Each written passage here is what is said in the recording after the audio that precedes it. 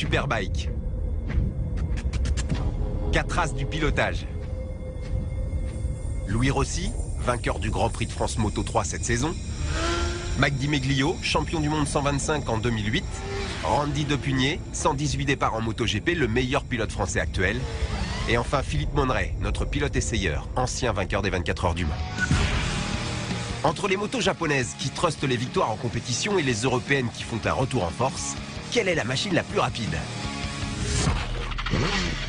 En course pour le premier run, les 4 motos japonaises en version libre.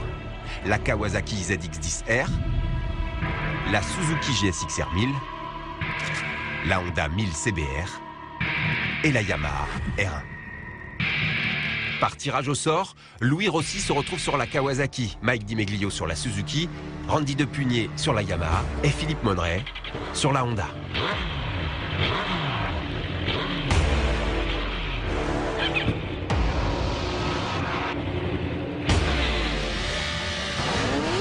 Philippe Monneray anticipe le départ. Randy Depugné reste un peu scotché sur la ligne. Comparé à une MotoGP, les rapports sont inversés. Il a oublié de passer la 2. Fallait-moi manger. Fallait-moi manger.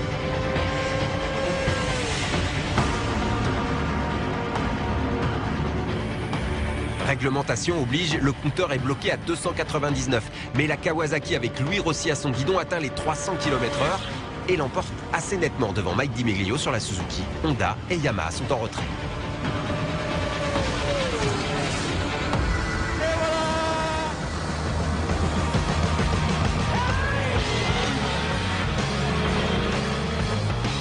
La Honda, elle est pas trop mal, mais elle est inférieure. Randy, qu'est-ce qui s'est passé? Oh, je pense que t'es un peu trop lourd. Ouais, ça doit être ça, ouais. Tu commences à te faire vieux aussi. Randy, ce départ moyen quand même hein, avec la gamme. Vous êtes tous partis, vous m'avez laissé sur place. J'ai raté une vitesse, donc vous êtes tous partis. Bon, après... Alors Louis t'as gagné avec la Kawa. Ouais, elle est plutôt pas mal, elle marche bien, puis un bon départ avec ça, l'électronique marche bien pour pas que ça capte de trop, donc ça permet de rester à fond, puis derrière il y a pas mal de puissance, donc non, du début à la fin c'était plutôt joli. Bon bah on y retourne. On va retourner. Allez, c'est reparti. La Kawasaki et la Suzuki sont en finale. La R1 et la CBR vont-elles devoir affronter en repêchage la BMW 1000RR et la Ducati 1199 Panigale, les deux européennes? De conception beaucoup plus récente, elles sont supposées être plus performantes. Est-ce que cela se vérifie en piste? À voir maintenant.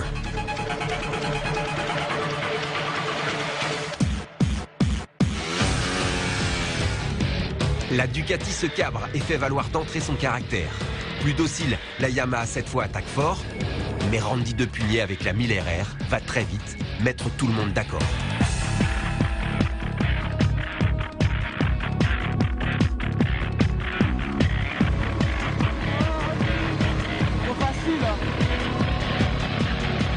Derrière, la Ducati reprend l'avantage d'un rien sur la Yamaha. 300 km/h tout rond, la BMW s'impose à une vitesse similaire à la Kawasaki.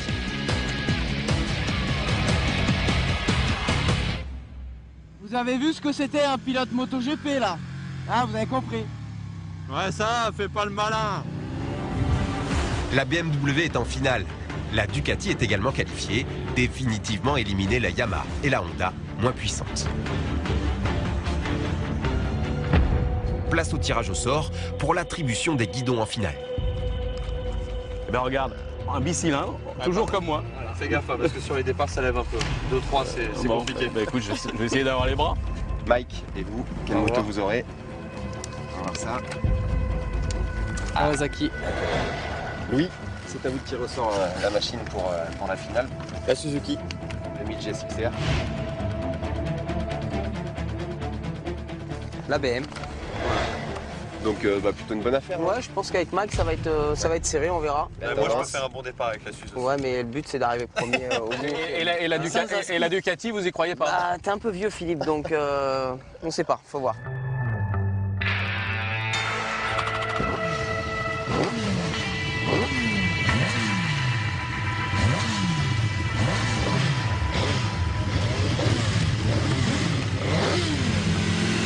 machines européennes contre 2 japonaises, c'est la finale rêvée. Alors que la Ducati demande à être domptée, Louis Rossi effectue le meilleur départ avec la Suzuki. La Kawasaki est toute proche et prend rapidement les devants. Plus longue à se lancer, la BMW fait ensuite un retour spectaculaire. Plein gaz, la victoire se joue comme annoncé entre Randy Depugné et Mike Di Meglio.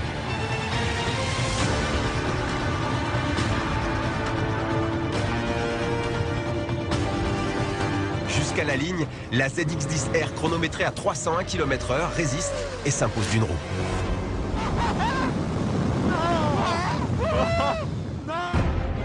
Troisième de cette finale, même sans assistance électronique, la GSX-R demeure une valeur sûre. Quatrième, la Ducati, elle a laissé les pilotes un peu sur leur faim, mais l'esthétique, le bruit, le couple fabuleux du bicylindre italien sont des atouts considérables.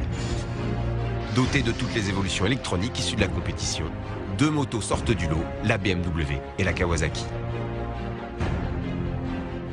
Ah, pour rien, j'ai battu, tout couché. Moi, je pense que la moto, elle tire trop court, ce qui fait que l'avantage qu'il a eu au début, il l'a gardé. Mais ils sont vraiment très proches, les deux là. 2 machines aux performances très proches, comme les pilotes lorsqu'il s'agit de faire quelques burns et célébrer en fumée ce nouveau défi.